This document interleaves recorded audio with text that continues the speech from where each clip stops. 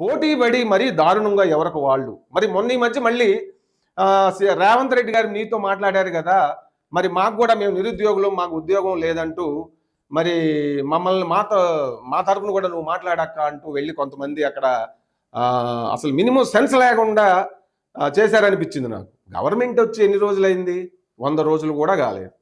రేవంత్ రెడ్డి గారు job calendar government తరపున ప్రకటించడం జరిగింది గదా! మరి ఇంతలోనే మరి అంటే ఏంటి దాని వెనక వాళ్ళని ఎవరు పంపారు? ఏ పార్టీ వాళ్ళు పంపారు? అనే కోణం ప్రజలు ఆలోచించరా? అది కేవలం నిరుద్యోగులు వచ్చినట్టుగా అయితే తెలంగాణ సమాజం అనుకోవట్లేదు.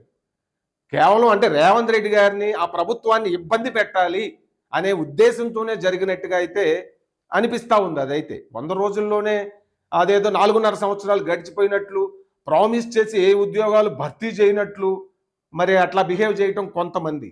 Not for all. అట్లా చేయడం అనేది ఇట్లా అనేక రకాలుగా తనని ఇబ్బంది పెడతా ఉన్నారు.